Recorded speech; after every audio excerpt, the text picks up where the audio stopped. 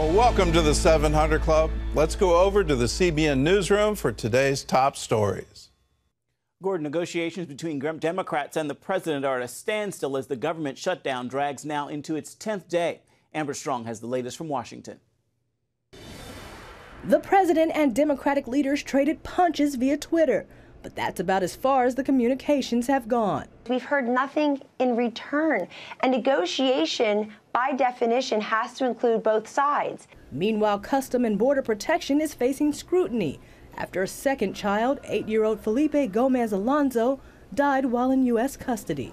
The CBP calls the death devastating and says it's making changes. Secretary Nielsen and I have directed that we do medical checks of children 17 and under as they come into our process. The president lays the blame for the shutdown at the feet of Democrats.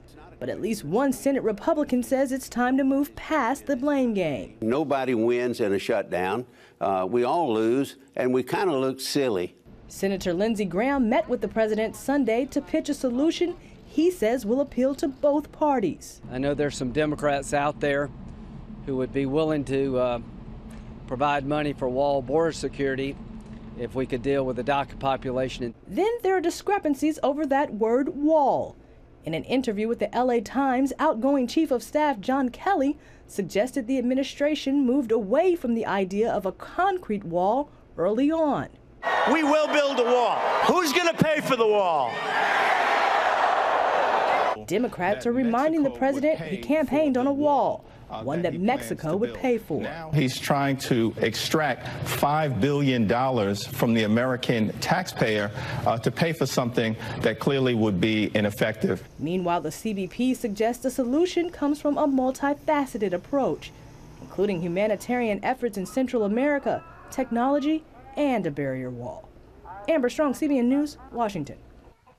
President Trump has ordered a slowdown to the withdrawal of U.S. forces in Syria. Republican Senator Lindsey Graham spoke from the White House Sunday after a meeting with the president, saying the U.S. is in a pause situation. Graham had been critical of the pullout since the president's announcement.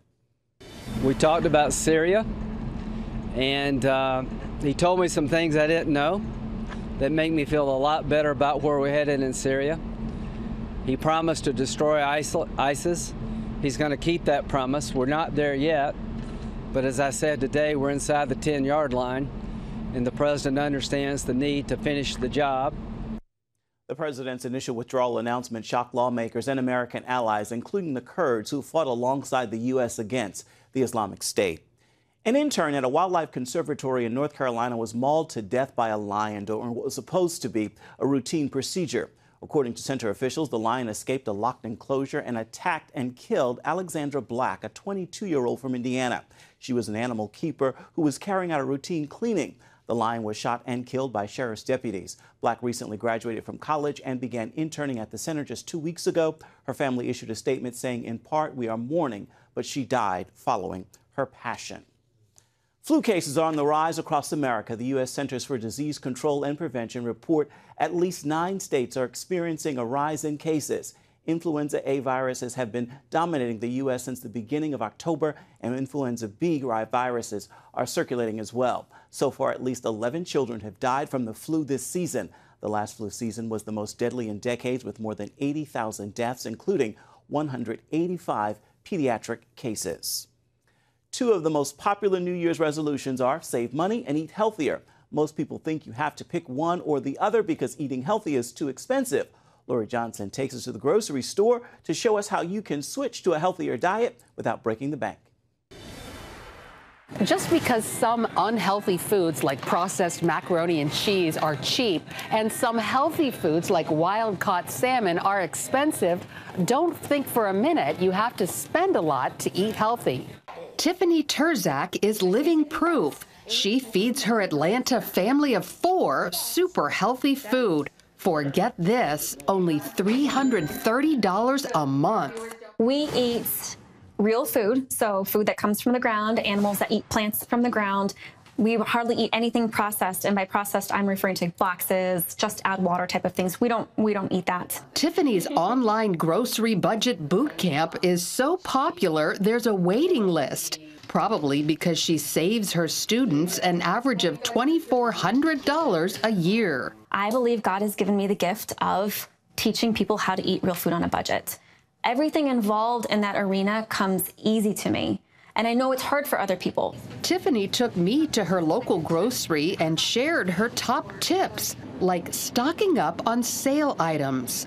What really caught my eye is this, and these are drumsticks for $1.79 per pound, marked down from $2.49, and these are free-range organic as well. And there are several packages up here. There's at least, 4, 5, 6 packages of them. So when someone is concerned about eating healthier food, trying to buy organics, but they always say that organic costs so much, if you just keep your eyes open, you can find really great deals on organic food at the grocery store. So you would buy all of those packages and put them in the freezer? I would, because the sales cycle for grocery stores is 6 to 8 weeks. And now I don't have to buy it at full price in, say, 2 weeks from now. We're good to go for several weeks.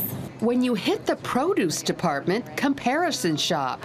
You'll be surprised some organics, like carrots, are usually pretty cheap. So it's a 30-cent difference between conventional and organic, which is really great if you're trying to buy better quality food, but trying to keep it within the budget. Don't pay more for chopped or washed produce. Save big money by doing it yourself. Seasonal produce is usually less expensive and abundant. And check out the bargain bin. Some of the stores will include organic produce in this marked down section, and it doesn't change the price. It's still 99 cents for that bag, which can really save you a lot of money. Frozen produce can be just as healthy as fresh and often a lot cheaper. Wild canned fish is way cheaper than fresh or frozen, and it's just as healthy. Watch out for the specialty cheese section. The blue cheese here is twice the price of what's in the dairy section. Steer clear of bottled and canned drinks like juices and sodas. Stick with good old tap water instead. Also, avoid packaged snack foods like cereal bars. It's much healthier and cheaper to make them from scratch from organic whole oats. If you are intentional with what you cook from scratch, and you cook the things that will have the biggest impact on your budget, then you can actually make cooking from scratch work in your favor. Lori Johnson, CBN News. For more tips on how to live healthier on a budget, go to cbnnews.com. New minimum wage requirements will take effect in 20 states and nearly 24 cities at the start of the new year. The laws come amid a push to raise the minimum wage to $15 an hour nationwide, more than twice the federal minimum of $7.25 an hour. The state wage hikes range from an extra nickel per hour in Alaska to a $1 an hour bump in Maine, Massachusetts, and California. Seattle's largest employers will pay workers at least $16 an hour starting Tuesday. And in New York City, many businesses will pay at least $15 an hour as of today. And today is the last day of the year, and it gets the last day for you to give a tax-deductible gift to charities and nonprofit organizations. We want to remind you, you can still give to CBN today by going to cbn.com.